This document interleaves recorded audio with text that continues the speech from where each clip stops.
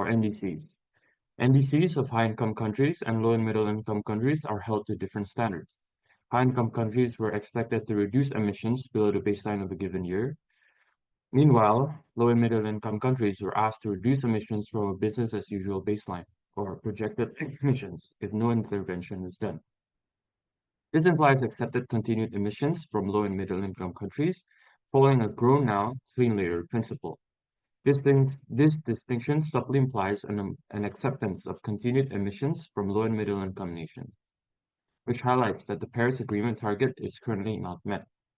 The grow now and clean later principle is based on the EKC hypothesis, the environmental Kismet curve. This principle finds theoretical grounding in a hypothesis that maps the relationship between income per capita and environmental degradation as an inverted U-shaped curve, as illustrated in the graph seen.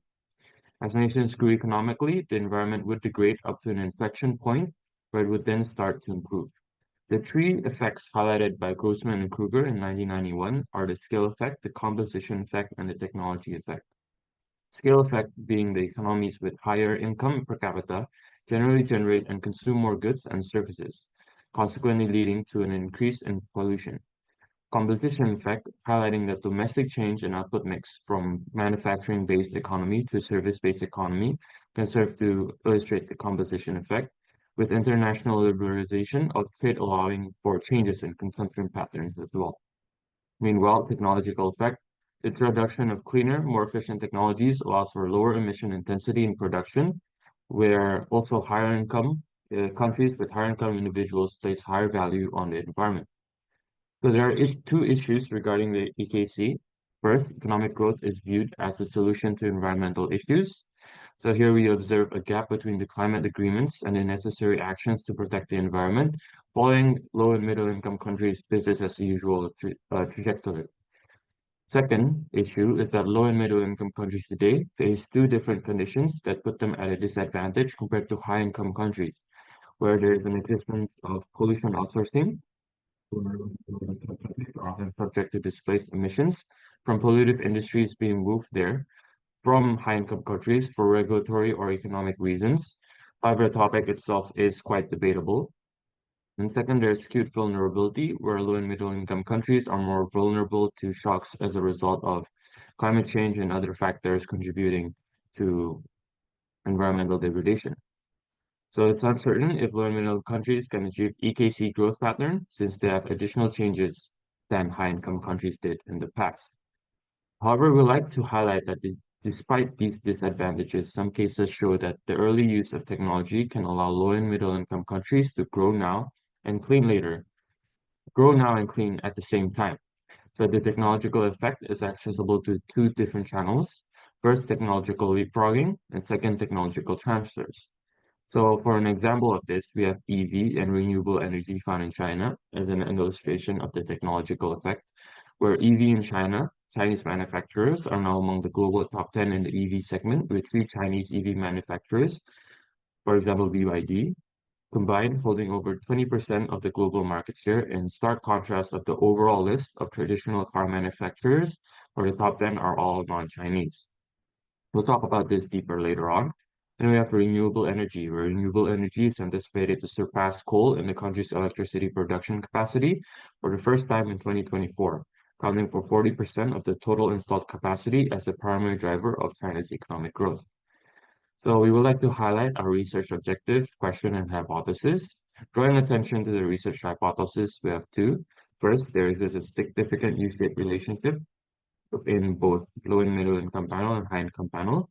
And there is a different turning point of income and emissions for both panels. So we'll talk about the research methodology now, where we have the conceptual framework here.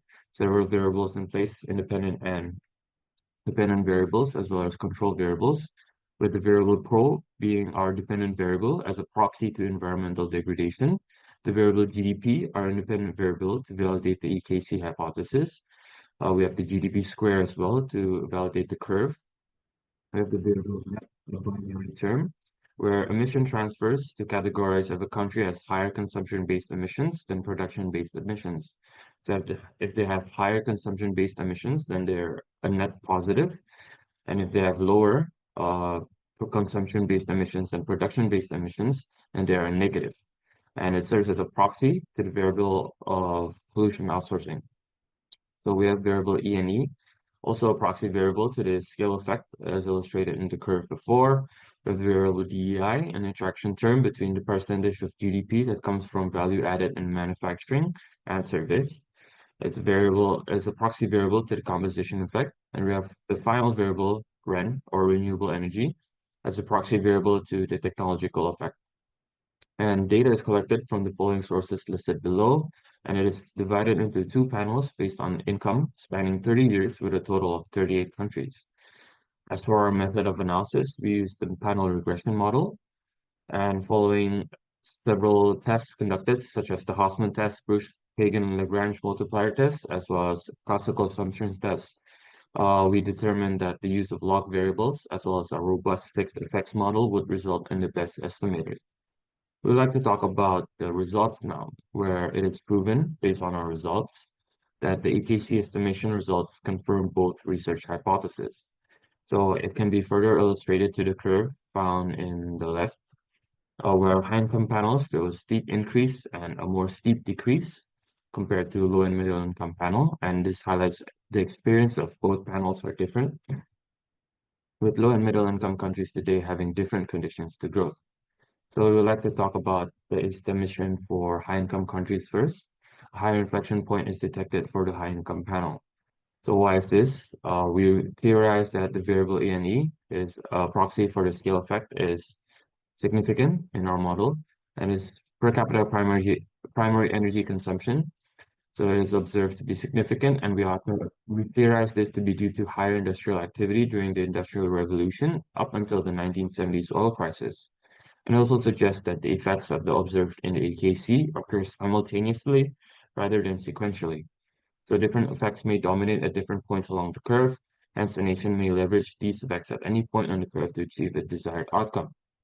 So a steeper decline after that can be found, where we theorize this to be due to high-income countries being demanded more responsibility in the formulation of their nationally determined contributions. So the Paris Agreement, and this is achievable through technological effect as well as pollution outsourcing, which was also variable observed to be significant in the high income model and not in the low and middle income model.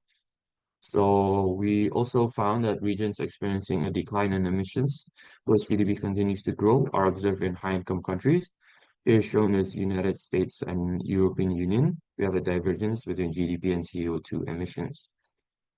We'd like to move on to estimation for low and middle income countries, where a lower inflection point is detected for the low and middle income countries.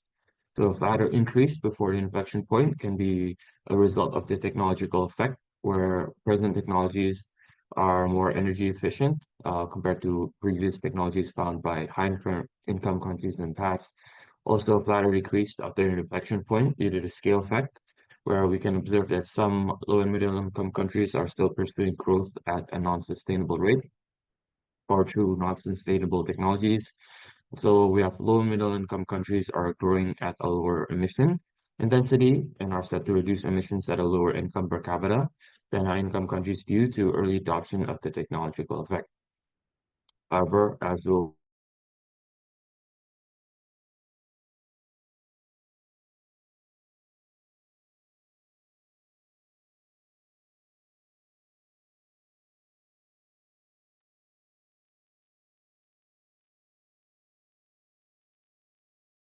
William.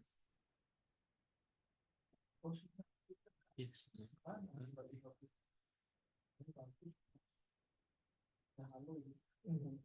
Halo William. Dia dari PwC.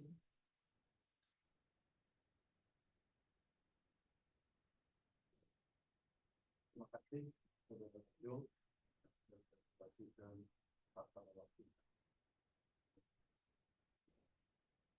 Ini kita dengar dulu ya semua presentasi dari Fresh ya? Ya, kayaknya sebegitu. Tunggu sebentar, kalau nggak lanjut aja sama yang lain. Oke, kita lanjut yang lain aja ya, Prof ya. Ya, betul. Oke, kalau gitu karena yang presenter pertama sudah sepertinya menghadapi masalah teknis itu ya. Jadi kita lanjutkan saja dengan presensi yang kedua ya. Presensi kedua akan dibawakan oleh Pak Ivan ya. Pak Ivan sudah siap di sini. Pak Ivan dengan judul paper dampak faktor blue economy terhadap perekonomian Sulamgua dan pemetaan keunggulan komparatif hasil perikanan. Silakan Pak Ivan ya, bisa Baik, dimulai. baik Prof. Mohon izin saya mau share screen ya. Ya, silakan Pak.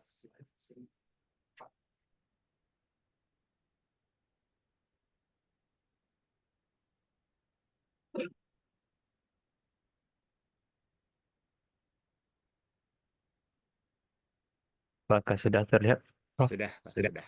Ya. Oke.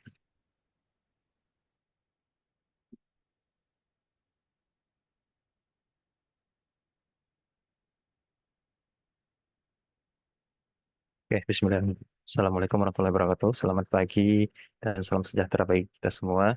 Mohon izin pada kali ini saya ingin menyampaikan hasil paper kami yang ditulis bersama dua rekan saya yang lainnya, dengan saya sendiri Ivan Davani dan uh, Norma Halimatus Hadiah dan Abdurrahman Azhar. Pada kali ini kami ingin mengangkat isu tentang dampak faktor blue economy terhadap perekonomian Sulamgua dan pemetaan keunggulan komparatif hasil perikanan. Adapun outline yang akan kami utarakan nantinya ada latar belakang masalah dan tujuan tinjau literatur, metode penelitian, hasil penelitian, dan kesimpulan beserta rekomendasinya. Untuk latar belakangnya, kami mengangkat isu ini, kita kenal bahwa Indonesia itu adalah negara maritim dengan memiliki jumlah pulau yang 17 ribuan dan luas wilayah lautnya yang 3 jutaan kilometer persegi itu tentu akan memberikan suatu potensi besar di dalamnya.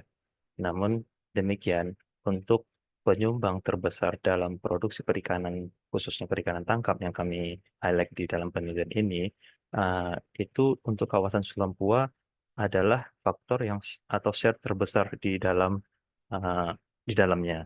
Namun sektor utama yang berkontribusi dalam perekonomian ini masih belum menampilkan di dalam Sulampua itu sendiri bagaimana perekonomiannya. Berikut akan kita ulas lebih lanjut. Kemudian masih terdapat bukti empiris tentang pengaruh sektor perikanan terhadap perekonomian itu yang dampaknya sangat beragam. Di sini kami melanjutkan setelah mendapatkan dampaknya, lalu kita menggunakan apa namanya komparatif keunggulan hasil perikanan di antara masing-masing provinsi dalam kawasan Selam Papua tersebut menggunakan metode RCA. Adapun masalah dan tujuannya, dalam penelitian ini, dalam tulisan ini kita mengangkat berupa sebuah rumusan masalah berdasarkan penelitian sebelumnya, masih diperdebatkan apakah faktor blue economy itu mampu meningkatkan pertumbuhan ekonomi. Kemudian kita mengangkat pertanyaan penelitian di dalamnya itu bagaimana dampak faktor blue economy terhadap perekonomian Sulampua, lalu bagaimana peta keunggulan komparatif hasil perikanan masing-masing provinsi di Sulampua tersebut. Tujuan penelitiannya tentu untuk menjawab pertanyaan penelitian tersebut dengan mengetahui dampak faktor blue economy terhadap perekonomian di Sulampua dan memetakan keunggulan komparatif hasil perikanan di dalamnya. Adapun tinjauan literaturnya,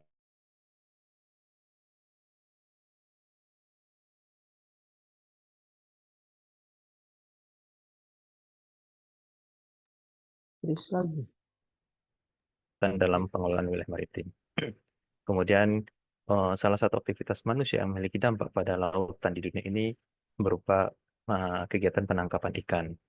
Produksi perikanan baik budidaya maupun tangkap merupakan sumber daya nasional yang menyediakan pangan, menjamin penghidupan, dan tentunya menciptakan lapangan kerja. Lalu di ulasan berikutnya kami mengulas tentang RCA itu sendiri, yang didefinisikan sebagai rasio ekspor suatu negara atau daerah, dalam hal ini provinsi, dalam kategori komoditas tertentu terhadap bagiannya dalam total ekspor barang dagang. Nah, tentu dalam penelitian ini akan ada pro dan kontranya yang kita tonjolkan di dalamnya, yaitu misalkan dari penelitian Al-Hardy atau dari Suris, Regio, dan kawan-kawan, dan bisa kita lihat di panel sebelah kiri yang pro-nya, mereka menemukan bahwa ekonomi itu memainkan peran atau berdampak pada perekonomian suatu daerah, sesuai kasusnya di penelitian tersebut. Namun ada pula yang kontra. Yang kontra oleh Oyak, Hillman, dan Day di tahun 2013 dan 2020. Mereka menemukan bahwa ternyata produksi perikanan itu tidak signifikan dalam mempengaruhi pertumbuhan ekonomi. Hal ini disebabkan oleh rendahnya hasil perikanan dalam negeri dan hilangnya pendapatan devisa yang cukup besar sebagai akibat meningkatkan impor ikannya untuk menjembatani kesenjangan antara permintaan dan penawaran produk perikanan. Kemudian oleh dia juga menemukan tidak signifikan ternyata, karena ya tidak signifikan berdampak pada PDB di Bangladesh. Kebetulan kasusnya di Bangladesh. Hal ini dapat disebabkan oleh kondisi iklim yang tidak menguntungkan, fluktuasi harga ikan dan produk terkait ikan di pasar domestik dan internasional, dan kegiatan manusia yang berdampak pada kerusakan alam. Jadi masih ada pro dan kontra di dalamnya. Sehingga kami dalam penelitian ini mengangkat sebuah kerangka penelitian dengan menetapkan variabel interestnya itu faktor bull ekonomi, dengan variabel independennya pertumbuhan ekonomi, dan melibatkan beberapa variabel kontrol, tenaga kerja, kapital, perdagangan, inflasi, dan teknologi. Sehingga hasilnya akan selanjutnya kami melakukan pemetaan bagaimana sih sebenarnya keunggulan komparatif di antara provinsi dalam kawasan Sulampua tersebut. Lalu metode penelitian ini kami menggunakan populasinya tentu di provinsi-provinsi di dalam kawasan Sulampua, Sulawesi, Maluku, dan Papua dengan melibatkan 10 provinsi. Kemudian metode alat analisisnya kita menggunakan regresi data panel, menggunakan fixed effect model. Selain itu, kami di dalam ulasan penelitian atau tulisan ini kita menggunakan analisis deskriptif, analisis inferensia, dan analisis RCA tadi. Nah, untuk hasil penelitiannya panel sebelah kiri tabel 1 bisa kita lihat untuk statistik deskriptifnya itu pertumbuhan ekonomi sangat dinamis ya. Karena kita melibatkan dari tahun 2014 sampai 2022, tentu termasuk juga saat itu mengalami fase COVID. Jadi pertumbuhan ekonomi terendahnya minus 15,74 dan maksimumnya itu di angka 22,94. Kemudian untuk data analisis inferensianya menggunakan regresi data panel, kita mendapatkan ternyata untuk variabel interest kita yang perikanan tangkap laut, dia memiliki pengaruh atau dampak yang signifikan dan berkorelasi positif terhadap perekonomian di Sulampua tersebut. Di sini dapat kita lihat pada angka sebesar 0,12%. Artinya, peningkatan produksi perikanan sebesar 1% akan meningkatkan pertumbuhan ekonomi sebesar 0,12%, ceteris paribus. Kemudian untuk masih di tabel sebelah kanan, di tabel 2 tersebut, kita selanjutnya menggunakan robustness check juga untuk menguji keandalan hasil kita ini ternyata sejalan dengan hasil di penelitian di variabel pertama tadi. Selain kita mengangkat variabel perikanan tangkap laut sebagai variabel interest awal, lalu kita menggunakan variabel robustness-nya perikanan tangkap itu digabungkan tidak hanya perikanan laut, namun perikanan umum darat juga. Di kolom 3 dapat kita lihat dia memberikan dampak sebesar 0,13% dalam meningkatkan pertumbuhan ekonomi di kawasan Sulampua. Kemudian di kolom 4 dapat kita lihat untuk variabel robustness check yang lainnya dengan pendekatan perikanan tangkap dan budidaya laut.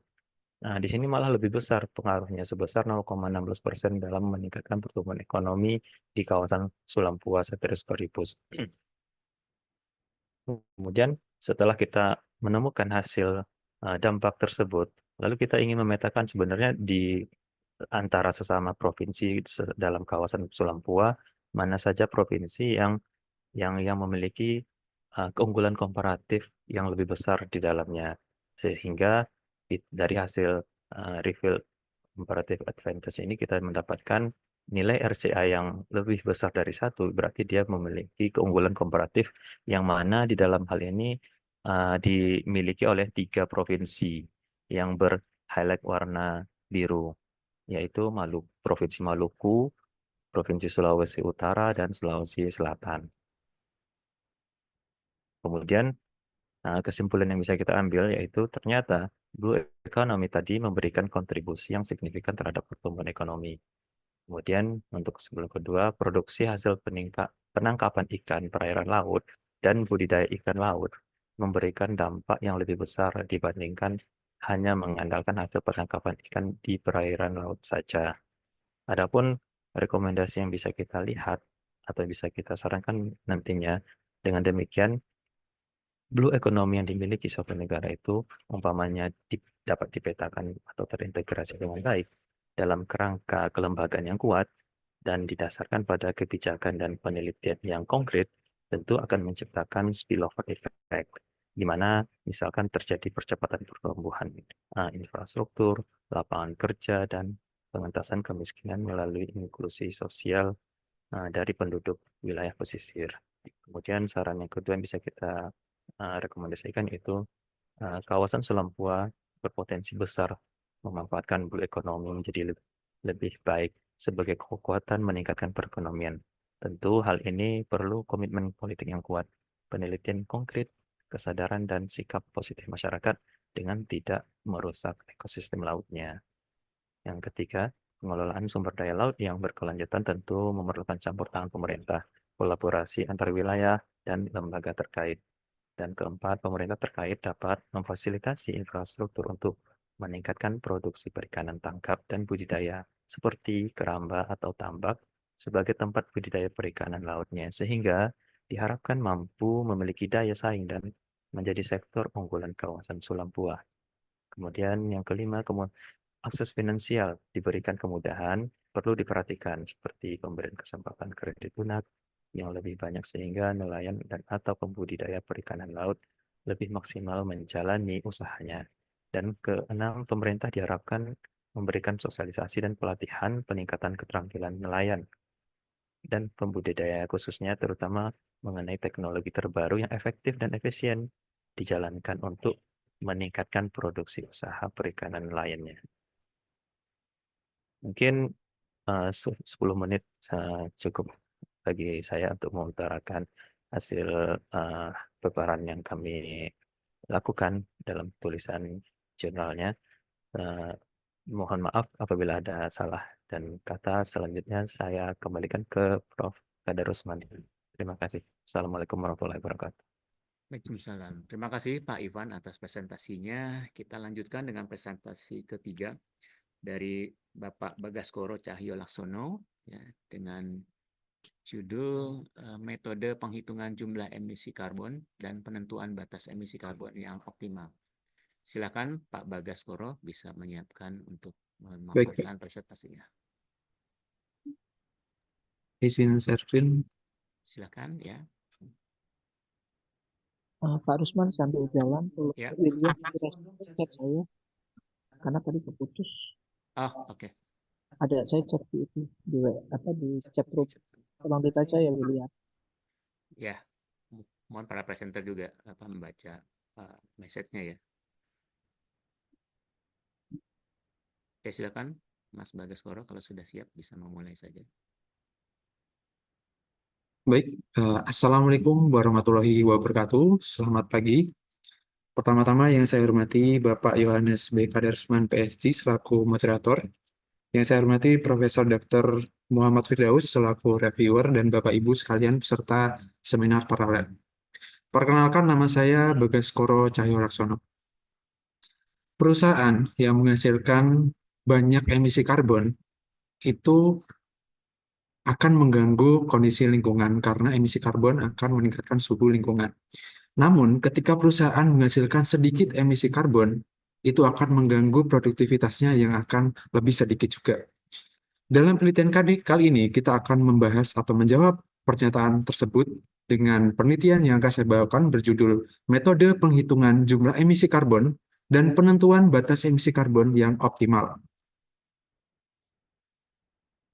Baik, dilihat dari kondisi lokasi Indonesia sendiri, kita bahas mengenai perubahan iklim yang ada di Indonesia.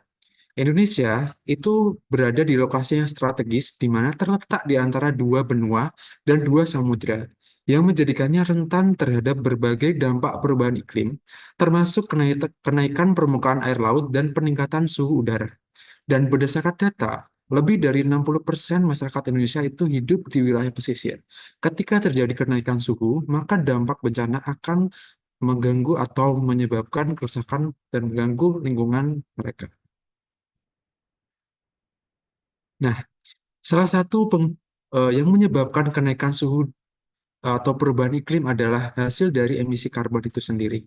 Ketika emisi karbon atau gas CO2 ini dihasilkan terlalu banyak, ini akan bertumpuk di lapisan atmosfer dan lama-kelamaan itu akan ketika sinar matahari masuk ke bumi, itu akan melubangi lapisan atmosfer dan menaikkan suhu yang ada di bumi. Dan kalau kita lihat Indonesia dibandingkan negara-negara lain yang ada di ASEAN, dibandingkan dengan Malaysia, Filipina, Singapura, dan Thailand, Indonesia merupakan penghasil emisi CO2 paling tinggi di antara 5 negara tersebut. Nah, perkembangan emisi karbon per sektor di Indonesia. Kita tahu berdasarkan literatur dan data, penghasil emisi karbon tertinggi itu dari industri energi dan listrik. Yang kedua, industri transportasi, maksudnya sektor transportasi. Yang ketiga adalah sektor industri.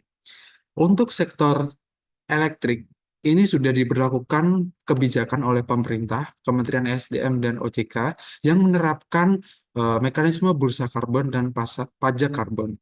Untuk transportasi, ini masih dikembangkan oleh Kementerian SDM dan masih dikaji lebih lanjut bagaimana cara mekanisme mengurangi emisi karbon. Dan yang ketiga, yaitu dari sektor industri. Dan ini berpotensi penghasil emisi karbon tertinggi yang harus kita pelajari untuk diteliti juga. Nah, berdasarkan pada data di grafik ini, dapat kita lihat bahwa sektor industri itu menunjukkan tren peningkatan yang konsisten dalam kontribusi terhadap total emisi CO2 nasional dan mengalami percepatan yang signifikan dibanding sektor lainnya. Salah satu mekanisme untuk mengatasi perubahan iklim yang ada di Indonesia yang sedang dikembangkan juga yaitu mekanisme cap and trade. Cap and trade merupakan instrumen ekonomi yang dirancang untuk mengurangi emisi gas rumah kaca atau GRK melalui mekanisme pasar. Visualisasi atau mekanismenya kita dapat dilihat sebagai di grafik berikut, di mana di awal periode masing-masing perusahaan, yaitu perusahaan misalnya perusahaan A dan perusahaan B, itu diberikan atau kebijakan batas emisi karbon.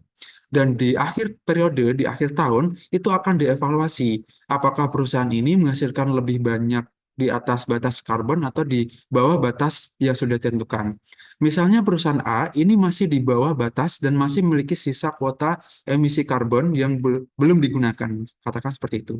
Namun untuk perusahaan B ini melebihi batas emisi karbon. Nah, ketika kondisi terjadi untuk perusahaan B karena melebihi batas atas itu harus membeli kuota emisi dari perusahaan A dari pasar karbon. Nah, Kosnik 2018 menegaskan bahwa sistem ini dipandang sebagai mekanisme yang efektif dan ekonomis untuk mengatasi isu perubahan iklim. Perkembangan masalah penelitian.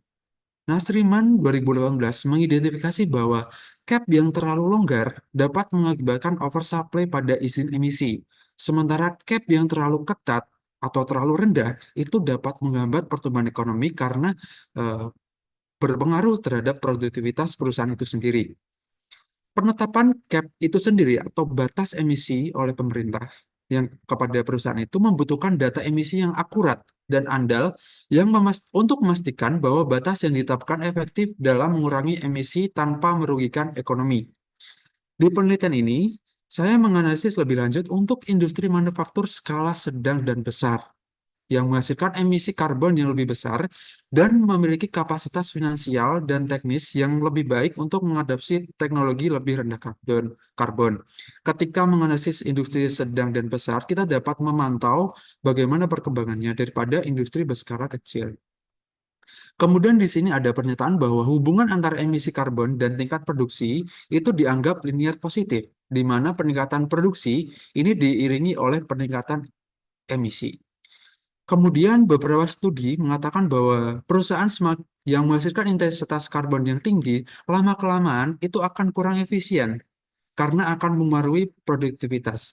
Di awal itu produktivitasnya itu akan tinggi, namun lama-kelamaan karena emisi karbon ini berpengaruh pada tenaga kerja, kesehatan lingkungan, itu akan mengurangi produktivitas perusahaan itu sendiri dalam jangka panjang. Divisualisasikan dalam grafik sebagai berikut. Oleh karena itu, berdasarkan latar belakang tersebut, tujuan penelitian yang pertama yaitu menghitung data jumlah emisi karbon secara akurat pada industri manufaktur, meneliti mekanisme penghitungan batas emisi cap pada pasar karbon, memodelkan perubahan emisi karbon terhadap nilai tambah output perusahaan dan produktivitas perusahaan, dan memberikan rekomendasi kebijakan kepada pemerintah dan lembaga terkait seperti OJK untuk merancang regulasi yang tepat.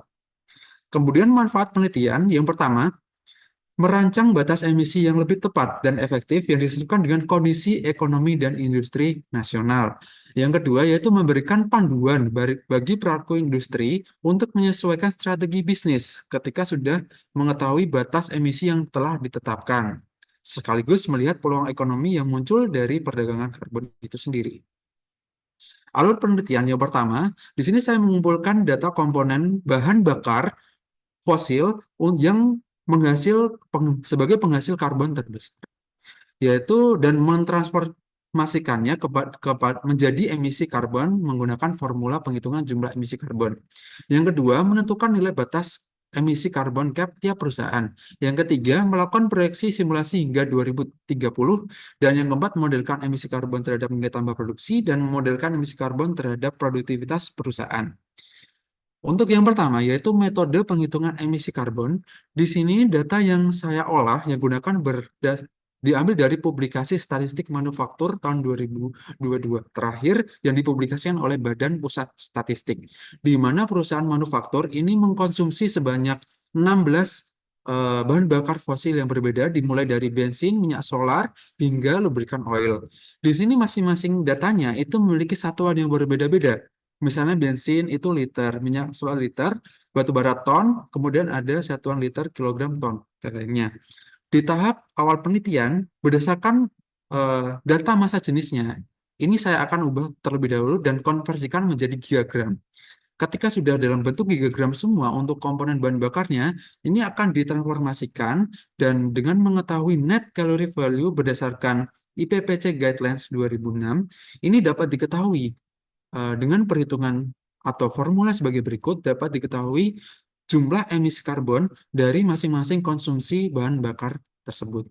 Ketika perusahaan sudah ditotalkan, untuk bensin ditambah minyak solar, konsumsinya sampai lubrikan oil, ini akan diperoleh nilai emisi karbon perusahaan tersebut selama 1 tahun.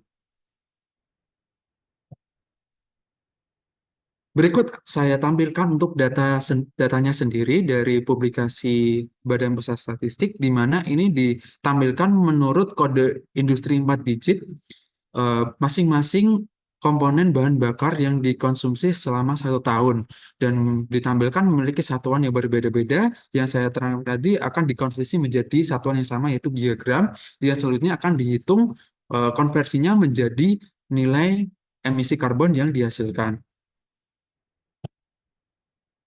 Nah, berikut adalah hasilnya. Diperoleh bahwa di sini saya kategorikan yang pertama dari industri makanan. Industri makanan ini menghasilkan total emisi karbon paling besar di antara sektor industri lainnya, di mana mencapai sebanyak 3 miliar karbon. kilogram karbon. Dan jumlah perusahaannya sebanyak, karena ini dihasilkan oleh jumlah perusahaan yang cukup banyak juga dan memiliki rata-rata yang tinggi juga. Industri makanan menempati posisi paling tinggi kemudian dengan rata-rata sebesar 40 juta kilogram emisi karbon CO2 yang dihasilkan. Untuk ranking yang kedua itu ada industri barang galian bukan logam, kemudian diikuti industri logam dasar.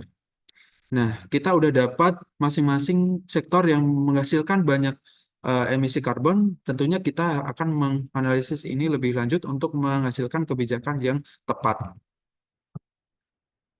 Nah, apabila kita hitung berdasarkan wilayahnya, yang pertama, Kalimantan Selatan ini menghasilkan emisi karbon paling tinggi di antara wilayah provinsi yang ada di Indonesia.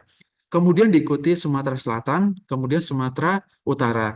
Hal ini bisa saja ditunjukkan karena memang di wilayah tersebut itu banyak dominasi industri manufaktur yang menghasilkan intensitas karbon tinggi yang ada di beberapa wilayah tersebut. Nah, di sini kemudian saya melakukan simulasi batas cap hingga 2030. Jadi berdasarkan rencana pembangunan nasional oleh pemerintah hingga tahun 2030 itu eh, ditujukan bahwa emisi karbon itu akan berkurang sebesar 29% dengan kemampuan sendiri dan 41% dengan bantuan internasional. Dan ketika sudah mendapatkan ingin turun sebanyak 29% pada tahun 2030, setiap tahunnya pemerintah harus memberikan aturan kebijakan, yaitu memberikan batas cap, yaitu sebanyak turun sebesar 3,62%. Ketika sudah kita tahu tiap tahun itu harus turun 3,625%, kita dapat menghitung untuk sektor industri dan masing-masing perusahaannya itu tiap tahunnya batas cap-nya seperti berikut. Sehingga pada akhirnya tujuan dari pemerintah yaitu mengurangi emisi karbon sebanyak 29% itu terpenuhi. Kemudian model yang saya bangun, saya menganalisis jumlah emisi karbon terhadap nilai tambah produksi perusahaan. Nah, ini diperoleh bahwa emisi karbon itu signifikan terhadap output produksi yang dihasilkan perusahaan. Saat emisi CO2 naik sebesar 1 ton, maka nilai tambah output produksi akan bertambah 0,847. Ini sebaliknya, ketika CO2 ini diturunkan 1 ton, tentu saja output produksi ini akan berkurang sebanyak 0,847 juta rupiah. Emisi CO2 dalam jangka pendek ini berhubungan dengan aktivitas produksi yang memberikan nilai tambah bagi perusahaan. Kemudian model yang kedua, ini saya modelkan terhadap produktivitas perusahaan. Di mana secara teori itu pada awalnya itu produktivitas akan naik, namun di akhir itu akan mengalami penurunan pada jangka panjang. Dan berdasarkan hasilnya kita lihat bahwa untuk emisi karbon ini signifikan terhadap produktivitas. Ini memiliki koefisien yang negatif. Ini sedikit berbeda dengan teori. Kalau di awal itu seharusnya positif. Namun berdasarkan data yang ada di Indonesia, di industri faktor Indonesia, itu komponennya koefisien itu negatif. Sehingga dapat disimpulkan bahwa untuk setiap peningkatan satu emisi CO2, itu produktivitas akan menurun sebesar sekian unit. Hal ini menegaskan bahwa emisi CO2 memiliki dampak negatif berupa polusi dan kerusakan lingkungan terhadap efisiensi operasional dan kesehatan pekerja yang berpengaruh terhadap produktivitas perusahaan. Kesimpulan yang dapat diberikan, yang pertama, industri makanan ini menempati posisi tertinggi penghasil emisi karbon karena hal ini menunjukkan bahwa industri makanan itu memiliki dampak lingkungan yang signifikan dan perlu mendapatkan perhatian dalam upaya pengurangan emisi karbon. Urutan kedua yaitu industri barang galian bukan logam dan industri logam dasar. Yang kedua yaitu nilai cap memperhatikan kategori tiap sektornya karena memiliki rata-rata emisi berbeda-beda. Jadi kebijakan disarankan bahwa penentuan cap itu melihat sektor karena konsep atau prinsip penentuan cap juga harus adil dan tidak dapat disamaratakan dan langkah lebih baik itu memperhatikan sektor karena memang per sektor menghasilkan output emisi yang berbeda-beda. Kemudian emisi karbon ini berpengaruh positif terhadap output produksi, namun berpengaruh negatif terhadap produktivitas. Produktivitas adalah jumlah output dibandingkan jumlah input. Nah, hal ini mengungkapkan bahwa adanya paradoks di mana peningkatan emisi karbon meningkatkan output produksi tetapi mengurangi efisiensi produksi. Ini menunjukkan bahwa meskipun perusahaan dapat meningkatkan outputnya, meningkatkan emisi karbon, ada batas di mana peningkatan emisi tersebut tidak lagi efisien dalam jangka panjang karena menurunkan produktivitas.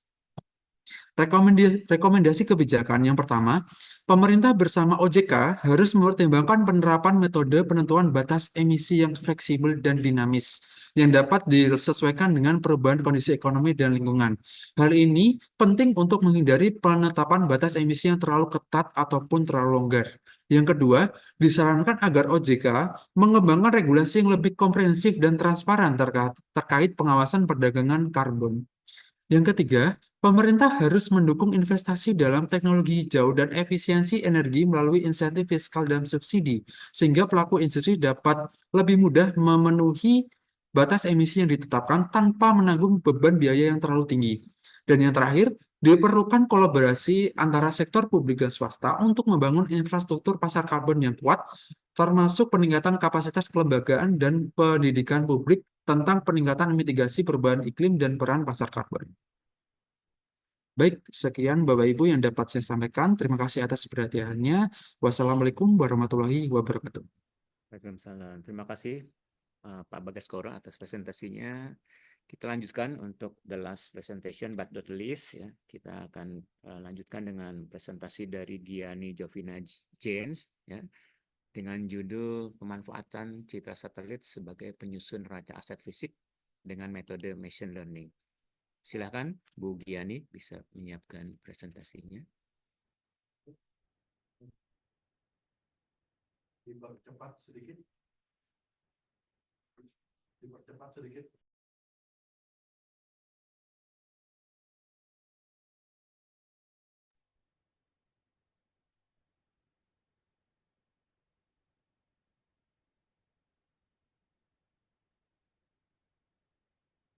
Baik, baik.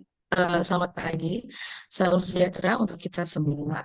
Yang saya hormati Bapak Yohanes B. Kadarusman PhD sebagai moderator, serta Bapak Profesor Dr. Muhammad Firdaus sebagai pembahas dalam sesi presentasi pagi ini. Mohon izin memperkenalkan diri, nama saya Giani. Ini memaparkan hasil penelitian yang telah kami susun dengan judul pemanfaatan citra satelit sebagai penyusun neraca aset fisik dengan metode machine learning.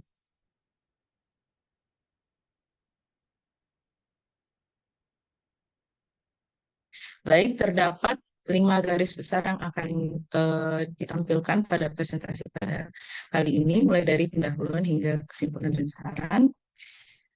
Baik, pendahuluan di sini, Indonesia sebagai negara kepulauan memiliki potensi kekayaan laut yang besar.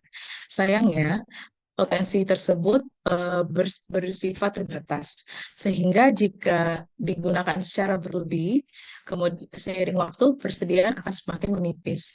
Ditambah dengan adanya aktivitas destruktif dalam pengelolaan sumber daya tersebut yang dapat merusak ekosistem tersebut, yang nantinya kemudian akan berdampak pada pelemahan potensi perekonomian. Oleh karena itu dibutuhkan strategi khusus untuk tidak hanya memanfaatkan sumber daya laut tersebut, tetapi juga bisa menjaga keadaan lingkungan laut tersebut, yaitu dengan menggunakan konsep blue economy. Menurut Undang-Undang Nomor 32 Tahun 2014 Ayat 1, blue economy atau ekonomi biru dinyatakan sebagai pendekatan untuk meningkatkan pengelolaan kelautan berkelanjutan dan konservasi kelautan serta sumber dayanya untuk mewujudkan peningkatan ekonomi. Nah, konsep dari blue economy atau ekonomi biru sendiri sejalan dengan konsep sejalan dengan tujuan pembangunan berkelanjutan yang ditetapkan oleh PBB pada tujuan yang ke-14. Kemudian salah satu implementasi yang dapat dilakukan untuk mengimplementasikan ekonomi biru ini adalah dengan melakukan penyusunan neraca laut. Jadi neraca laut itu tidak hanya memungkinkan untuk mengukur kualitas lingkungan, tetapi juga dapat mengukur pencapaian ekonomi. Nah, akan tetapi mengutip dari laporan highlight study penyusunan neraca laut, ditemukan bahwa masalah yang biasanya ditemui dalam proses penyusunan ini adalah keterbatasan dari data serta sumber daya finansial yang terbatas dalam mengumpulkan data. Di sisi lain, perkembangan teknologi yang semakin maju memungkinkan big data sebagai sumber data alternatif dari pengumpulan data di lapangan. Salah satunya adalah data spasial citra satelit. Beberapa penelitian terdahulu telah berhasil mengklasifikasikan wilayah perairan dengan menggunakan data spasial citra satelit, misalnya dengan melakukan klasifikasi habitat bentik. Beberapa penelitian dahulu juga khususnya untuk penggunaan citra satelit Sentinel-2 sudah ada beberapa penelitian yang telah berkembang dan berhasil untuk melakukan klasifikasi habitat bentik dengan citra satelit tersebut. Nah, klasifikasi wilayah pesisir atau wilayah habitat bentik ini umumnya dilakukan dengan menggunakan machine learning. Menurut Mixip dan Brown, metode supervised learning telah banyak berkembang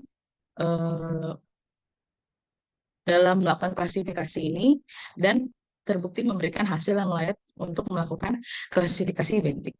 Nah, dengan konsep di atas dilakukan penelitian penyusunan neraca aset fisik dengan menggunakan citra satelit Sentinel-2 sebagai data alternatif dengan menggunakan pemodelan supervised learning pada lokus Taman Nasional Karimun Jawa dan Kepulauan Seribu.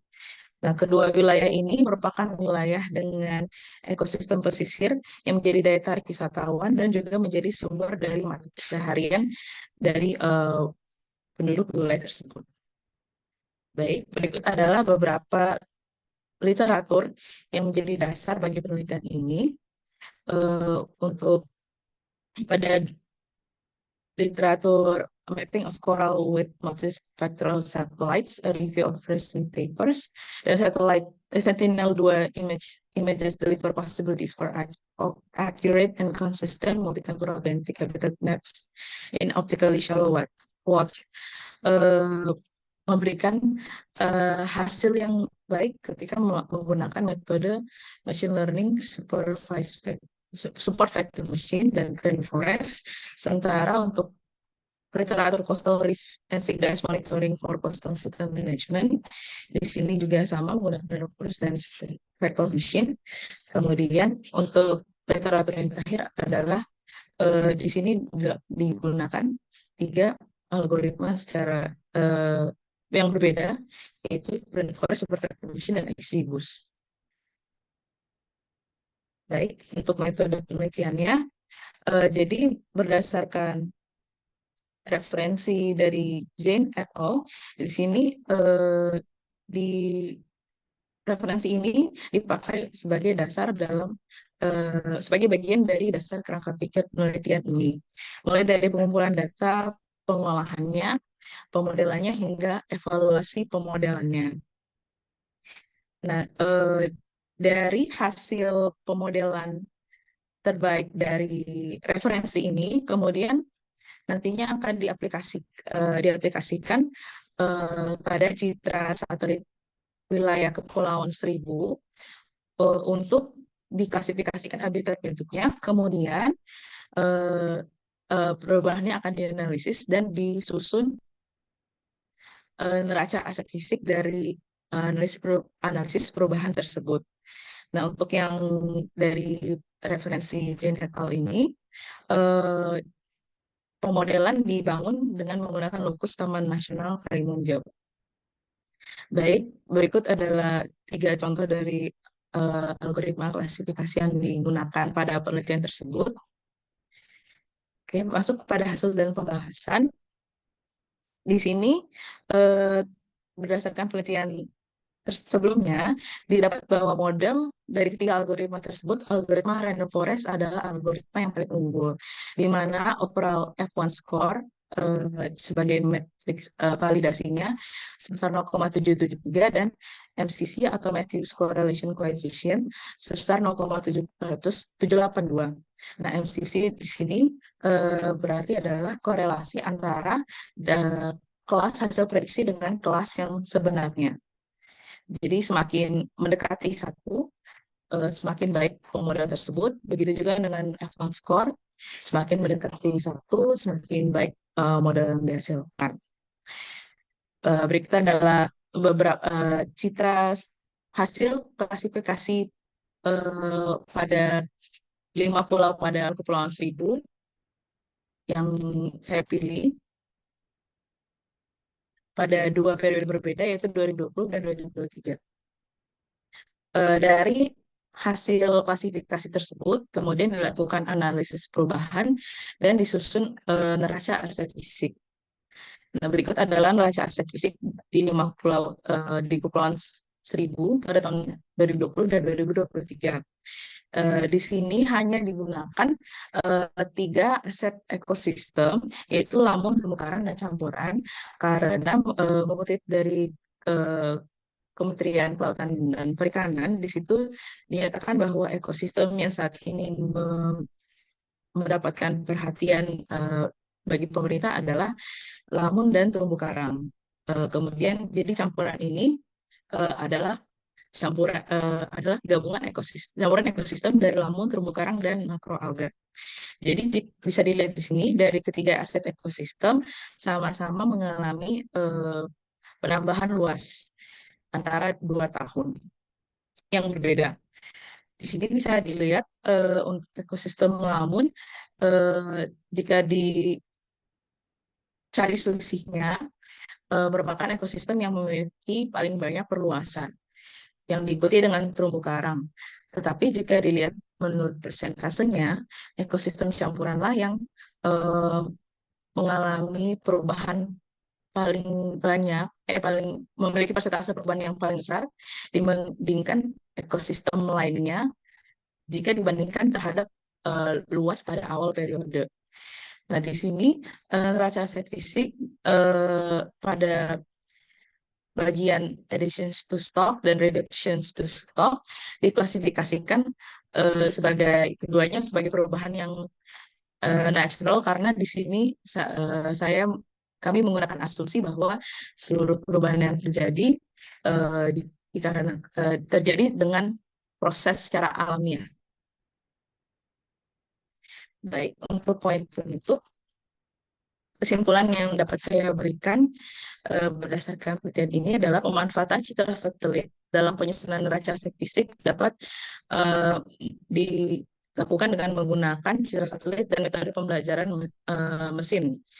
Nah, ekosistem berdasarkan hasil neraca aset fisik yang dihasilkan, ekosistem pesisir pada habitat bentik wilayah Kepulauan Seribu mengalami perubahan antara kedua periodenya. Kemudian saran yang dapat diberikan, yang pertama adalah pemerintah dapat menggunakan data citra satelit sebagai sumber data alternatif dalam menyusun neraca aset fisik. Kemudian untuk penelitian selanjutnya, beberapa saran yang bisa disampaikan adalah pemilihan citra dalam klasifikasi habitat bentik ini, dalam penelitian ini lebih memperhatikan kualitas citranya dibandingkan faktor eksternal lainnya seperti faktor periode pasang surut. Sehingga untuk penelitian selanjutnya mungkin bisa mempertimbangkan faktor tersebut. Kemudian di sini juga tidak mempertimbangkan faktor variasi musiman lamun. Selanjutnya, penelitian ini tidak memanfaatkan data pendukung lain seperti data kedalaman laut yang bisa saja menaikkan akurasi pemodelan dan memperbaiki hasil klasifikasinya nanti. Kemudian untuk penelitian selanjutnya juga hendaknya mungkin lebih baik jika hasil penelitian tersebut dilengkapi dengan verifikasi data lapangan untuk menguji kebenaran apakah model tersebut benar secara bekerja secara akurat atau tidak dibandingkan dengan keadaan sebenarnya. Baik, itu saja pemaparan yang ingin saya tampilkan. Mohon maaf bila ada kesalahan kata-kata, saya kembalikan pada moderator.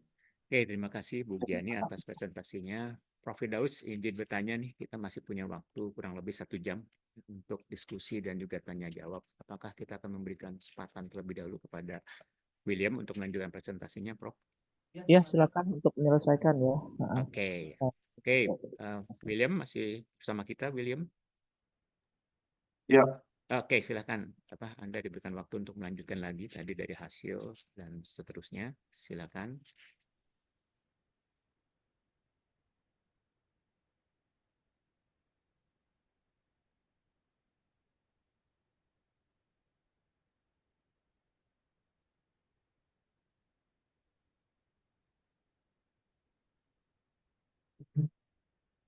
baik. Apakah sudah terlihat jelas? Ya, oke. Ya. Baik, mohon maaf sebelumnya. Tadi internet kebetulan mati, jadi saya akan lanjut dari sini. Yeah. Okay, so moving on from the previous topic, so we have China, which had a recorded positive relationship between low carbon technology transfer, the low carbon technology innovation, particularly most significant effects observed in areas with large demand for carbon emission reduction, also partly because China implemented carbon trading schemes across different regions.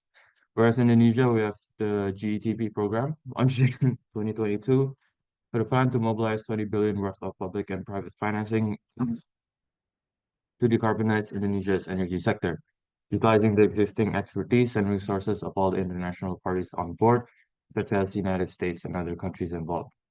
So we'll like to talk about technological leapfrogging next. We have observed countries China and India.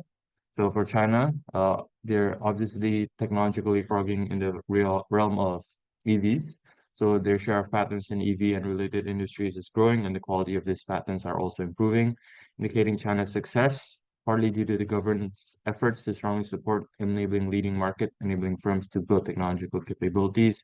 And the success demonstrates that implementing government policies targeting significant sectoral transformation towards sustainable technologies and foster innovation and create new competitive advantage, which leads to this divergence seen in both China and India in terms of GDP growth and overall CO2 emission.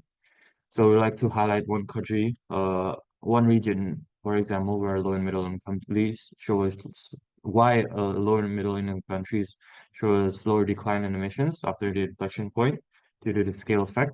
We observe here that, for example, Southeast Asia, there is rising demand for electricity has led to growing emissions as the share of coal and power generation and industrial energy demand have more than doubled between 1990 and 2022.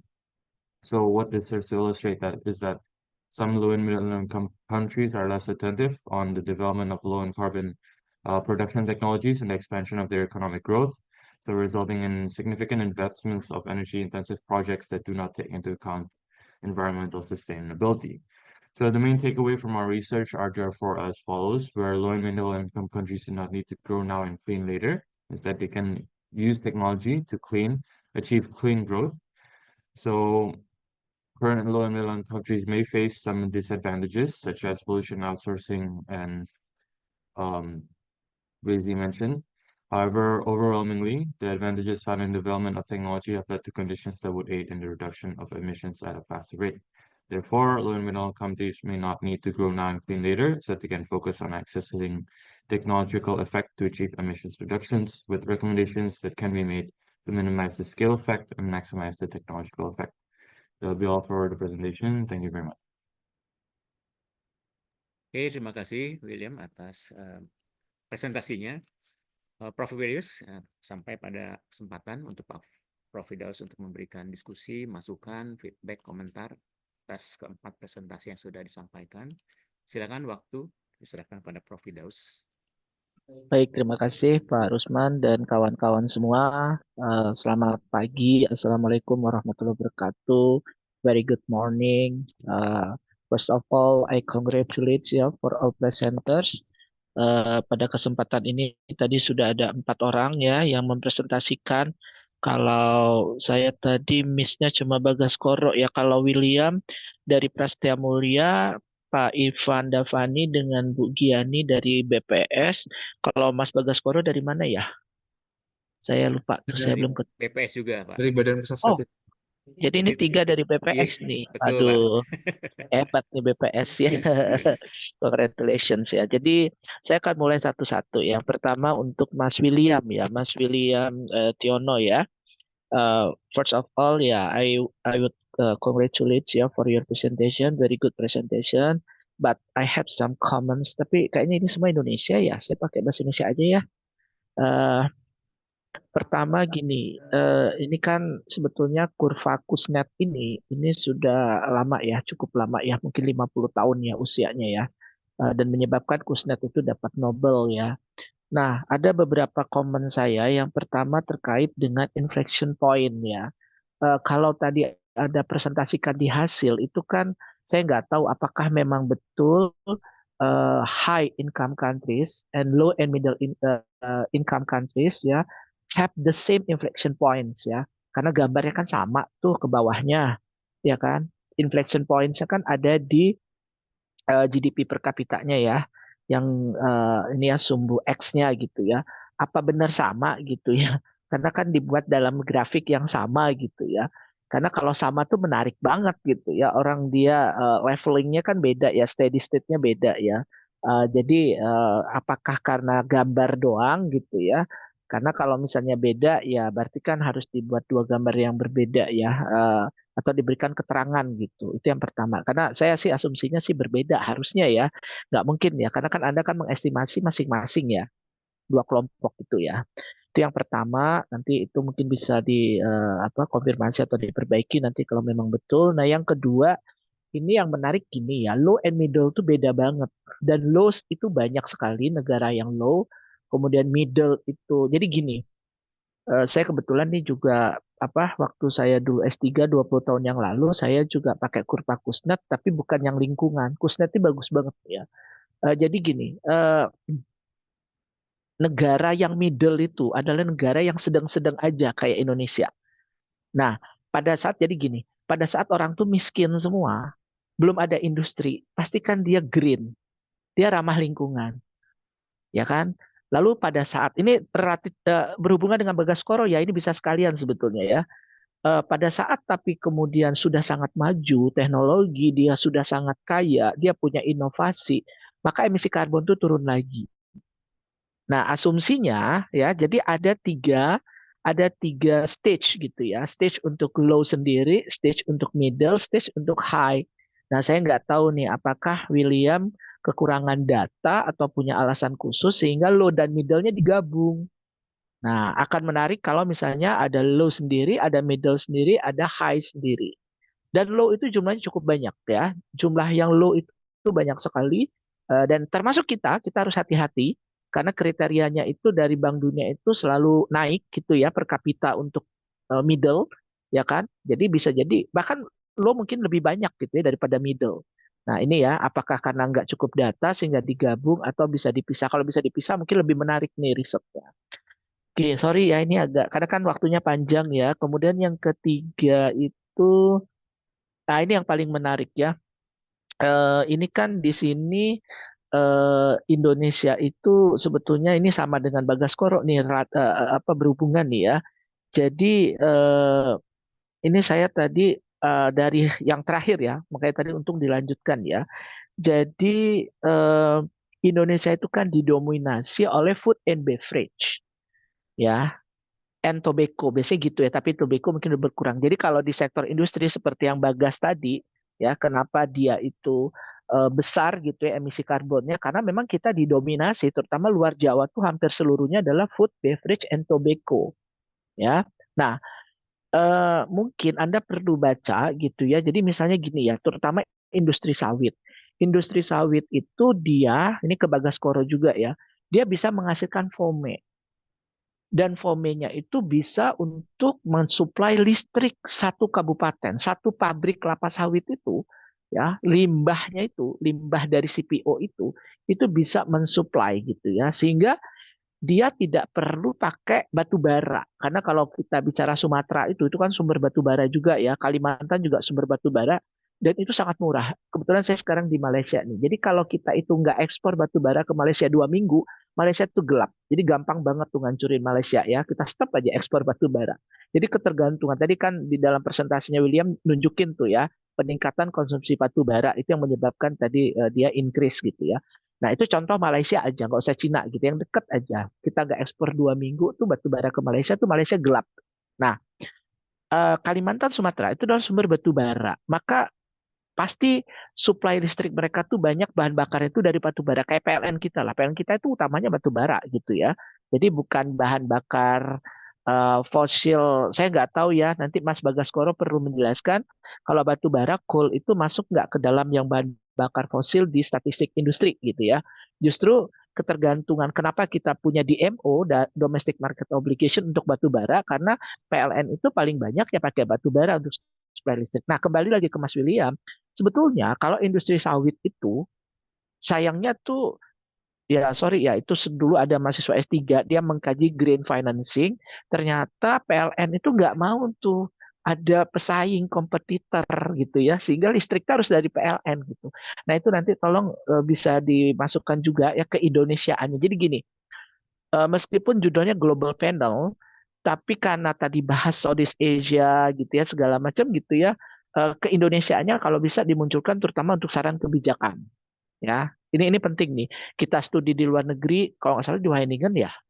Siapa sih Mas William itu? Seingat saya tuh ada yang dari Wageningen tuh William ya, betul ya? Kan dari Prasmul, tapi kayak lagi S3 di Wageningen atau apa gitu. Waktu saya mereview tuh betul ya, William ya? Kalau nggak salah ya. Enggak sih, Bukan, Pak. Bukan. Oh, bukan. Ada beda lagi. Karena saya tuh mereview beberapa paper.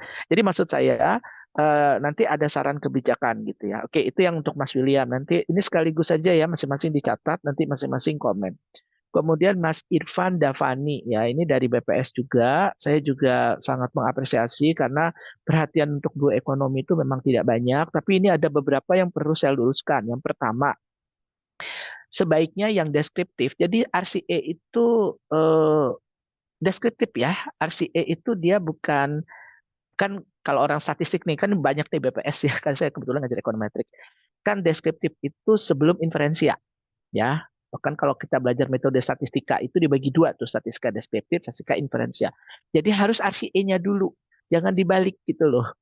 Karena RCA itu hanya untuk menjawab apakah dia punya daya saing nggak. Nah persoalannya RCA tidak bisa dibandingkan antar wilayah.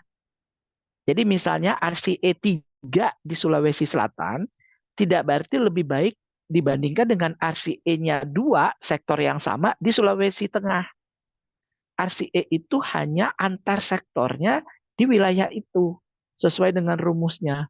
Jadi kita nggak bisa mengkomparasi RCA antar wilayah gitu. Nah, RCA hanya mengindikasikan apakah sektor itu punya keunggulan komparatif nggak? Karena rumusnya sangat sederhana. Hanya kontribusi sektor itu relatif terhadap sektor-sektor lain ya secara total seperti apa. Itu yang pertama ya, karena tadi malah RCA-nya dibandingkan. Nah, sebaiknya itu RCA dulu. Setelah kita tahu mana provinsi, ya kan, persoalannya itu Anda kan pakai data panel ini sama ya kayak saya lupa deh Mas William juga pasti pakai data panel ya. Kalau data panel itu jangan lupa tunjukkan Hausmann testnya. Karena sampai hari ini meskipun sudah 40 tahun ya yang fix itu tetap kita nggak boleh tuh langsung pakai fix efek ya. Karena biasanya tuh memang ada tuh beberapa yang salah. Kalau datanya regional atau country pakai fix efek. Nah itu salah tuh ya.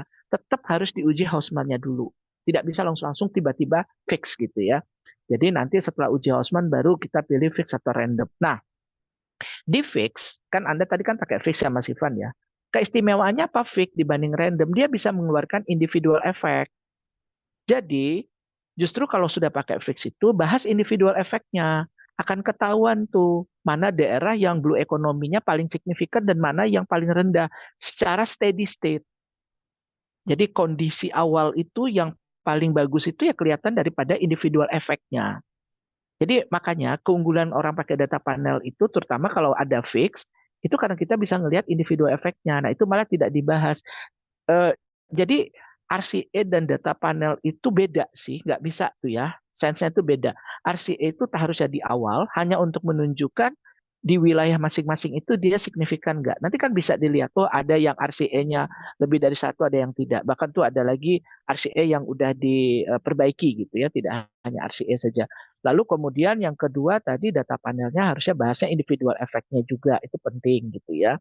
Nah, terakhir yang ketiga ya yang paling penting adalah kan kita bagus tuh, itu bagus tuh di Indonesia tuh kadang nggak begitu ya. Bikin beberapa alternatif model ya. Jadi namanya nested dan non nested gitu ya. Jadi kan ada yang hanya tangkap saja, ada tangkap plus budidaya gitu ya. Nah, jangan lupa nestednya yang keseluruhan sudah ada. Saya kalau mau diperbaiki papernya harusnya ada variabel untuk share dari yang darat supaya nanti dalam satu model ya kita dapat justifikasi seberapa sih pentingnya blue economy itu pada saat ini dibanding dengan yang darat. Apakah memang jauh banget gapnya atau bahkan mungkin sama atau mungkin bisa lebih baik.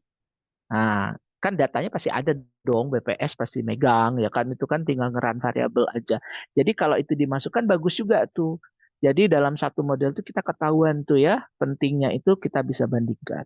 Oke, kemudian masuk yang ketiga, Mas Bagas Koro. Ini tadi sebetulnya nih banyak filosofinya tuh dari Mas William. Jadi gini, Mas Bagas Koro harus baca papernya si William. Misalnya gini, tadi kan pernyataan pertama emisi karbon tuh akan turun. Jika emisi karbonnya rendah, produktivitas di industri rendah. Itu ada kondisionalnya. Itu kalau industrinya ngaco. Kalau industrinya udah punya inovasi, teknologi, sudah hijau, dan itu yang sedang kita bangun. UMKM hijau, industri hijau. Nggak begitu. Justru yang emisi karbonnya rendah, produktivitasnya bisa tinggi gitu. Jadi saya kurang setuju tuh kalau disebut kalau emisi karbonnya rendah. Itu zaman dulu belum ada inovasi atau teknologi. Kita belum ngomongin hijau, mungkin 34. Justru itulah yang menyebabkan kerusakan lingkungan karena kita berasumsi kalau emisi karbon rendah itu kemudian produktivitas rendah gitu. Tapi betul bahwa kenyataannya perusahaan-perusahaan belum banyak yang bisa inovasi atau teknologi, lalu mereka tergantung. Nah, jadi kalau sorry lah ya nanti baca kasus Sri Lanka yang tiba-tiba pemerintahnya melarang pestisida, semua pengen organik. Itu langsung pangannya itu turun 2/3 produksinya. Nah, itu contoh nyata itu ya. Itu yang pertama. Kemudian yang kedua, ini kan mau menghitung cap yang optimal gitu ya. Ini bagus sih idenya ya. Cuma pertanyaan saya ini saya betul-betul bertanya, apakah benar selama ini penetapan cap itu tidak ngelihat sektor, hanya betul-betul total gitu loh ya.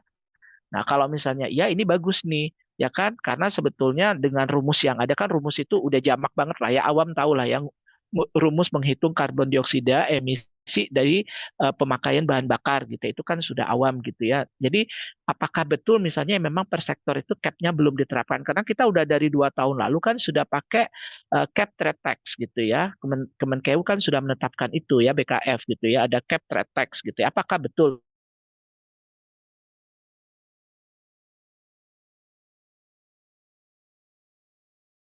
betul ya tuh ya. Sorry, itu kayaknya ada telepon masuk dari BNI. Sorry ya, putus. Jadi saya ulangi, kita punya data yang bagus banget tuh di BPS, statistik industri, ya kan? Lalu kemudian kita bisa bagi per sektor gitu ya. Nah, maka kemudian kalau memang belum ada cap untuk per sektor, ini sesuatu yang bagus nih. Nanti bisa diusulkan, ya kan? Diajaklah BKF gitu ya untuk diskusi. Nah, eh, pertanyaan saya adalah ini asumsinya memang hanya manufaktur ya. Karena apa? Karena saya lihat memang ini hanya fokus pada bahan bakar fosil. Nah, ini tadi pertanyaan saya, kalau bahan bakar fosil itu batu baranya masuk apa enggak gitu ya. Nah, kalau di statistik industri itu saya tahu tuh ya ada bahan baku mentah gitu ya, terus bahan baku tenaga kerja gitu ya, bahan bakar gitu ya. Karena justru yang paling banyak emisi karbon itu kan dari batu bara gitu. Nah, ini batu bara itu masuk ke situ atau terpisah atau seperti apa gitu dianalisis enggak. Kemudian terakhir satu lagi, kelemahan dari studi ini adalah tidak menangkap kalau misalnya memang statistik industri itu berarti memang fokusnya manufaktur. Justru sekarang itu yang menarik di dunia internasional itu terutama untuk Indonesia isunya adalah yang non manufaktur seperti pertanian. Ternyata pertanian itu terutama perkebunan ya dan termasuk juga sawah padi kita itu dianggap emisi karbonnya tinggi banget. Nah, itu mungkin bisa jadi keterbatasan. Nah, terakhir Mbak Giovanni, ini sebetulnya bukan bidang saya banget gitu ya, tapi ini bagus gitu ya. Tapi sebetulnya gini, Mbak Giovanni itu udah tahu semua kelemahannya yang saya mau tanya gitu ya. Jadi sudah disebutkan itu sebagai kelemahan. Yang pertama, misalnya kan melihat dari citra satelit lah ya. Biasanya kan citra satelit ini untuk prediksi berapa produksi padi.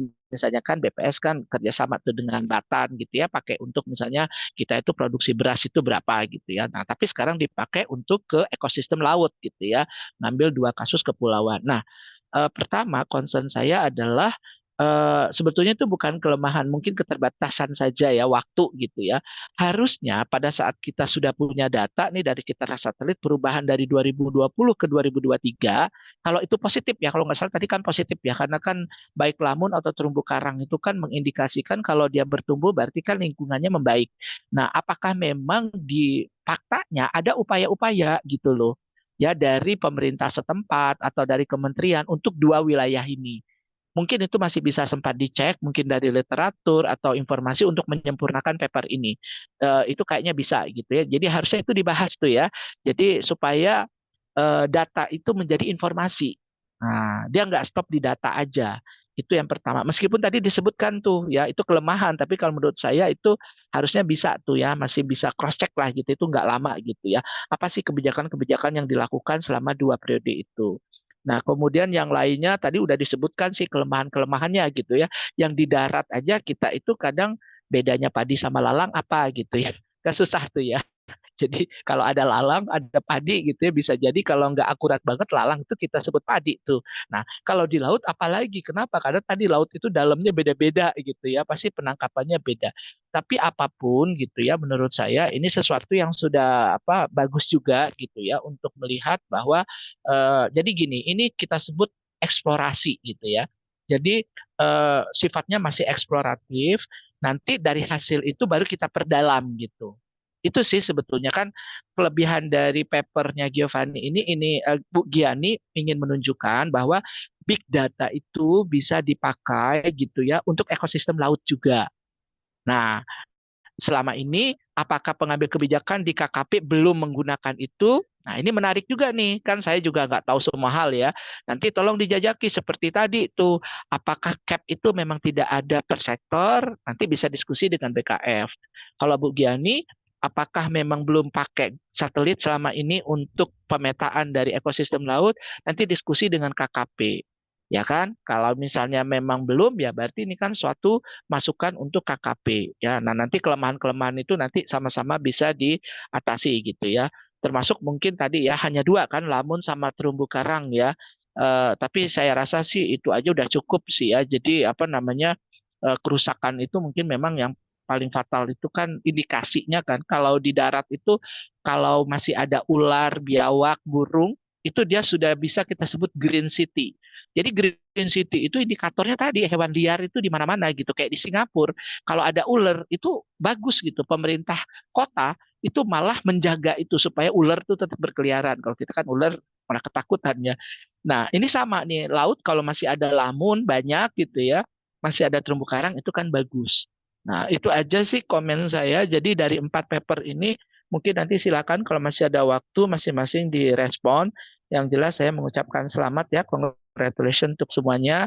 Dan nanti kalau misalnya memang untuk publikasi di IC, nanti format terutama metodologi tolong diperbaiki semua ya. Jadi data yang digunakan, alat analisis, hipotesis itu harus jelas gitu ya. Kemudian apa namanya masukan-masukan saya tadi mungkin juga bisa dipenuhi ya pada saat mengajukan ke IC. Meskipun nanti pada saat misalnya memang akan dipublik IC sekarang Sinta berapa Kang Gusman 3 ya? Sinta 4 atau 3 saya lupa deh. Sedang Yang jelas proses, sih Pak. Ya, sedang proses untuk ke Sinta uh-uh. 2 sih. Ya. Oh ya, sedang proses ke Sinta 2 tuh nih Kang Rusman yang ngurusin. Jadi sudah mau Sinta 2 mudah-mudahan nanti bisa lebih bagus lagi ya. Tapi tentu nanti pada saat di apa di review pasti nanti akan ada masukan lagi. Tapi setidaknya yang tadi bisa dilakukan misalnya dikerjakan gitu ya seperti yang ngolah data itu kalau bagi orang BPS tadi nambahin variabel 1 gitu itu kayaknya nggak susah deh ya Pak Irfan ya. Itu sih seminggu sih beres gitu ya kalau orang BPS ya. Baik, itu saja dari saya. Sekali lagi selamat semuanya. Silakan nanti kalau ada yang mau dikonfirmasi atau mau ditanyakan. Selamat pagi. Assalamualaikum warahmatullahi wabarakatuh. Makasih Pak Rusman. Oke, terima kasih Prof. atas komentarnya, diskusinya untuk keempat presentasi hari ini. Kita masih punya waktu kurang lebih 30 menit ya. Mungkin dari para presenter, dari William, dari Bagaskoro, dari Pak Ivan, dari Mbak Giani bisa memberikan respon atas masukan, pertanyaan, komentar yang diberikan oleh Profesor Firdaus. Silakan mungkin dari William dulu ya, sesuai dengan urutan tadi presentasinya. Mungkin William mau memberikan komentar. Tadi kalau catatan saya ada 3 hal yang diberikan komentar oleh Profesor Firdaus. Silakan. Siap. Ya, selamat pagi. Terima kasih untuk waktunya Pak Darusman, Pak Firdaus atas masukannya juga. Jadi untuk mengkomentari beberapa masukan yang sudah diberikan oleh Pak Firdaus, terima kasih banyak atas masukannya. Pertama mengenai inflection point yang ada pada negara low and middle income dan high income countries, ya benar, memang berbeda. Mungkin tadi waktu presentasi kurang jelas saya jelaskan. Tapi ya emang untuk infleksinya berbeda. Jadi untuk high income countries, inflection point-nya berada di nilai sekitar 18.000 USD. Sedangkan untuk low and middle income country saat ini ada di angka 11.000, 11.500. Jadi inflection point pada negara low and middle income dan negara high income sudah berbeda. Eh, Sekali lagi untuk penjelasannya berhubungan dengan technological effect dan sebagainya yang seperti sudah diilustrasikan pada presentasi sebelumnya. Untuk mengkomentari yang kedua, kenapa low and middle income menjadi satu? Jadi kebetulan memang ada keterbatasan dalam data. Jadi untuk negara low income countries, kebetulan datanya kurang mencukupi. Sehingga waktu dijadikan satu, low income dan middle income, kebetulan hasilnya lebih signifikan dan lebih robust estimatornya. Seperti seperti itu. Jadi kami memutuskan untuk melanjutkan melakukan riset kami menjadikan satu untuk low and middle income. Memang lebih baiknya apabila bisa untuk dua kategori tersebut bisa dipisah untuk mendapatkan mungkin hasil yang lebih menunjukkan efek-efek yang ada untuk negara-negara tersebut untuk mencapai suatu perkembangan ekonomi tanpa harus adanya um, environmental degradation ya seperti itu. Tapi ya kami mengakui hal tersebut, tapi untuk berhubungan ada limitasi data, kami memutuskan untuk melanjutkan riset dengan menggunakan low and middle income menjadi satu. Selain itu kami juga ingin mengevaluasi pengalaman negara-negara yang emang sudah selesai mencapai inflection point tersebut dan negara-negara yang belum pengalamannya. Jadi untuk melihat secara historis mengenai efek-efek yang ada, kira-kira ada perbedaan nggak dari yang dulu dan yang sekarang. Untuk rekomendasi, kebetulan rekomendasi tidak kami masukkan ke dalam jurnal kami, berhubung ada keterbatasan kata, tapi dengan adanya masukan tentu saja dapat kami masukkan rekomendasi-rekomendasi yang memang sudah terpikirkan untuk dimasukkan ke dalam jurnal.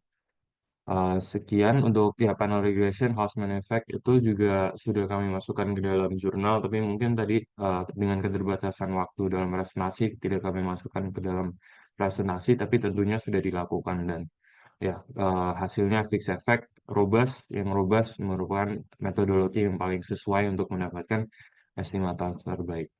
Sekian untuk tanggapan saya. Terima kasih. Oke, terima kasih William. Dan selanjutnya mungkin Pak Ivan bisa memberikan respon atas masukan pertanyaan yang diberikan oleh Profesor Firdaus. Silakan. Baik, Bapak. Terima kasih atas kesempatannya. Dan sekali lagi saya mengucapkan sangat-sangat berterima kasih kepada Prof. Muhammad Firdaus atas masukan yang sangat-sangat insightful sekali. Memang kami akui untuk beberapa catatan yang diberikan itu tentunya akan menambah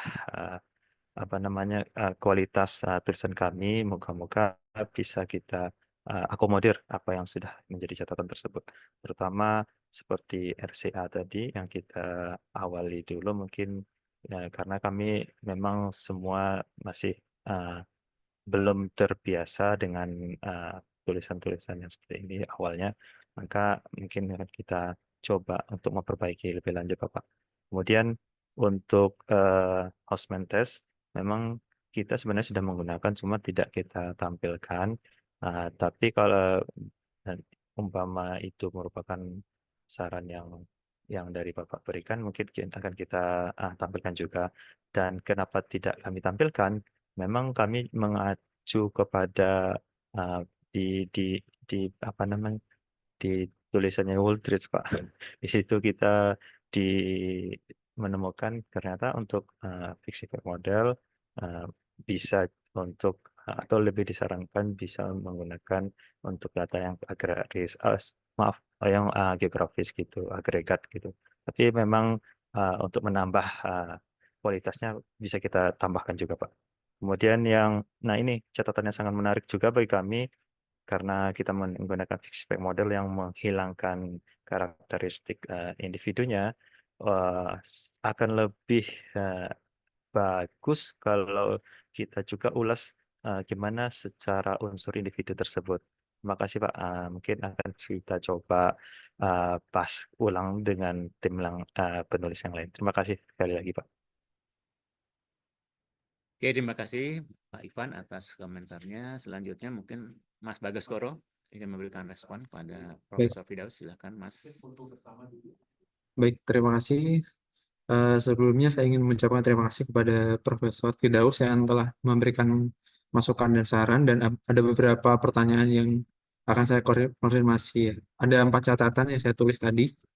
Yang pertama mengenai saran untuk membaca paper dari Mas William, nanti kalau udah publikasi nanti saya akan baca ya. Dan terkait komentarnya tentang produktivitas emisi karbon itu tidak emisi karbon itu yang rendah itu tidak selalu produktivitasnya itu rendah ya, karena mempertimbangkan zaman sekarang sudah menerapkan teknologi yang terbarukan. Namun Pak, kalau hasil penelitian saya, mungkin saya belum menambahkan mengenai teori-teori tersebut, nanti akan saya tambahkan di papernya. Namun untuk berdasarkan teori yang sudah saya kumpulkan, kalau eh, produksi perusahaan itu berbanding lurus terhadap eh, konsumsi karbonnya, itu hasilnya sesuai dengan teori. Kalau di industri manufaktur itu semakin tinggi emisi karbon yang dihasilkan itu semakin tinggi produksinya, output produksinya. Nah, kalau di sini kan saya buat 2 model. Yang pertama terhadap hmm, eh, output produksinya, yang kedua terhadap produktivitasnya. Kalau produktivitasnya itu saya hitung dulu nilai outputnya dibandingkan input. Jadi dia berbentuk rasio. Jadi misalnya 2 ke 1 koma gitu. Nah, kalau model yang kedua itu yang terhadap produktivitas itu menghasilkan hubungan eh, yang di awal itu udah berbanding terbalik gitu. Kalau meningkat emisi karbon itu produktivitasnya itu udah turun. Seperti itu. Terus yang saran yang kedua atau komentar yang kedua itu apakah benar penetapan cap itu langsung total per sektor itu belum terjadi. Nah, jadi berdasarkan saya juga mengikuti berita dan perkembangan yang diterapkan oleh Kemenkeu ya untuk masalah pajak karbon dan bursa karbon ini. Jadi menurut roadmap-nya itu aturan pajak karbon itu mulai akhir tahun lalu, kalau tidak salah itu Desember atau September gitu, akhir tahun lalu. Dan roadmap-nya itu satu persatu. Jadi sektor yang pertama tahun ini itu energi listrik. Yang kedua itu nanti transportasi, pertanian, industri gitu ya. Jadi untuk tahun ini itu penerapannya baru di sektor energi listrik, dan penetapan cap-nya itu berdasarkan jumlah kapasitas daya yang dihasilkan Pak. Jadi bukan berdasarkan jumlah karbon yang dihasilkan, tapi PLTU itu menghasilkan kapasitas dayanya itu berapa, itu ditentukan cap-nya itu berapa. Misalnya PLTU dengan kapasitas daya kurang dari 100 megawatt itu batas karbonnya 850 gram CO2 per kWh. Kalau misalnya PLTU kapasitas dayanya lebih dari 100 megawatt itu batas emisinya 750 gram CO2 per kWh.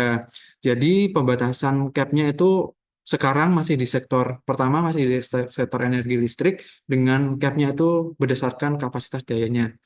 Nah, untuk yang saya teliti mengenai industri manufaktur itu, nah saya untuk pemerintah belum menerapkan Pak, karena itu roadmap-nya nanti kemungkinan itu di tahun-tahun berikutnya. Karena saya juga melihat bahwa prinsip yang diterapkan oleh eh, pajak karbon juga menerapkan prinsip yang adil kan, tidak semata-mata langsung total, tapi adilnya itu bisa diaplikasikan di hasil cap per sektor ini sih. Menurut saya dengan hasil penelitian yang saya temukan ini gitu.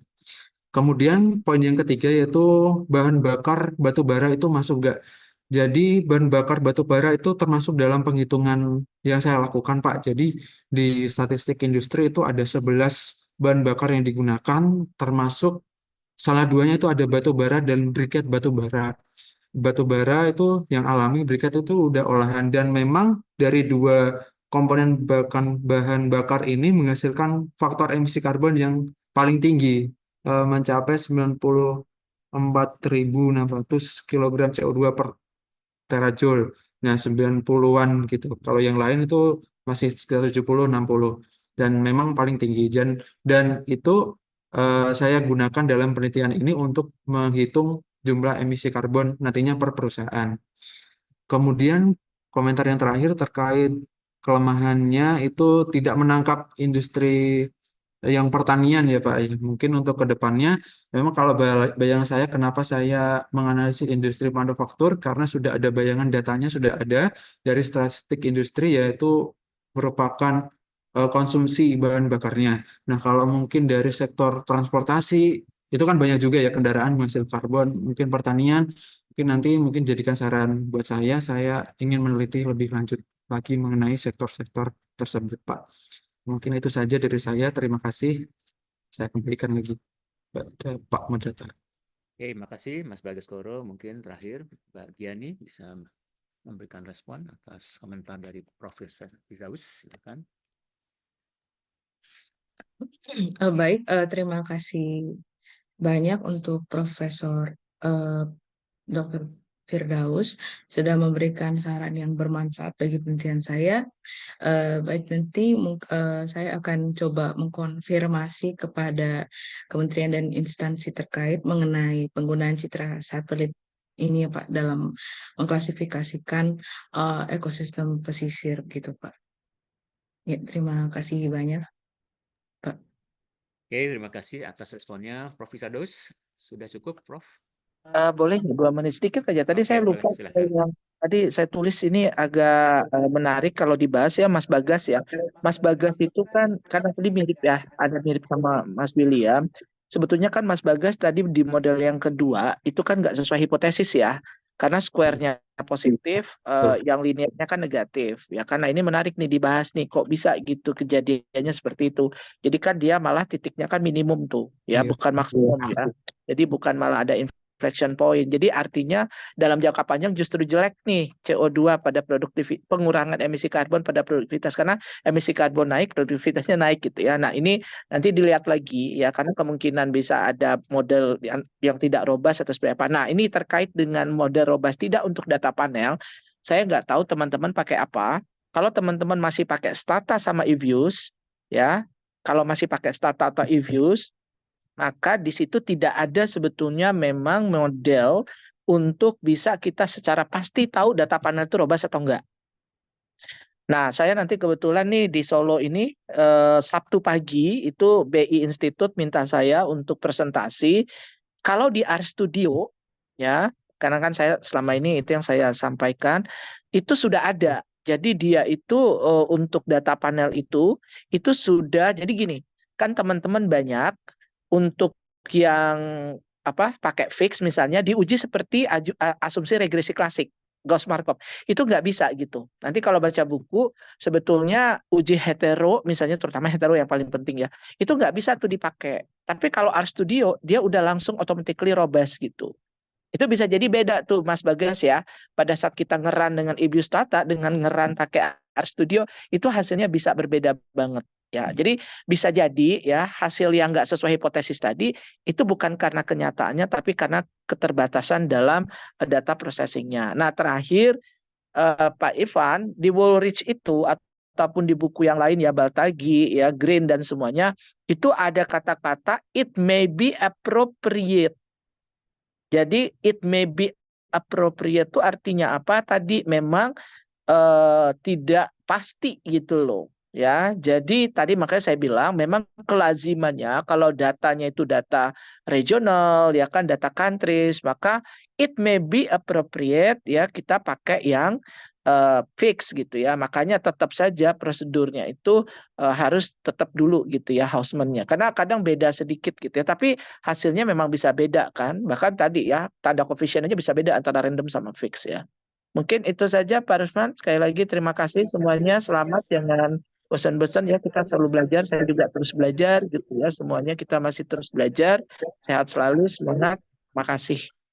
Oke, terima kasih Profesor Firdaus, juga para presenter, para peserta hari ini karena waktu yang membatasi kita.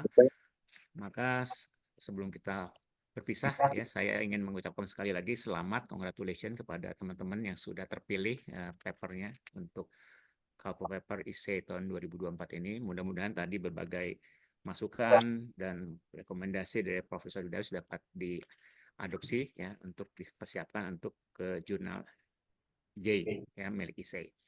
Untuk selanjutnya mungkin saya akan kembalikan waktu dan tempat kepada panitia. Silakan Mas. Baik.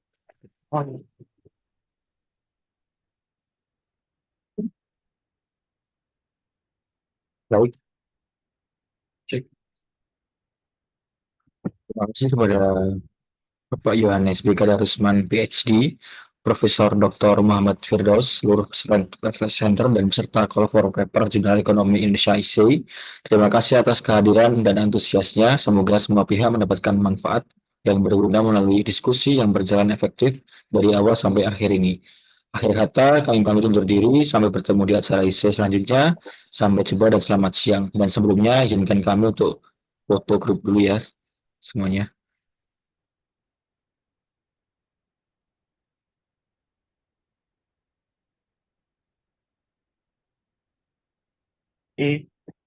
Yuk.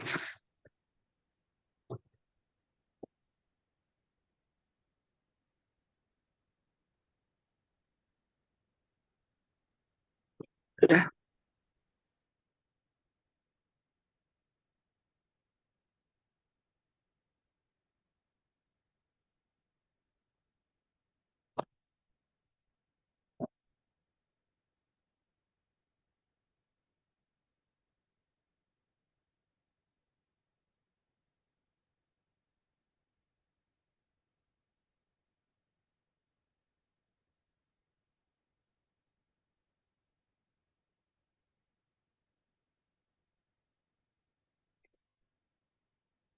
Sudah Mas? Belum. Ulangi lagi deh. Jadi saya kancing udah kebuka.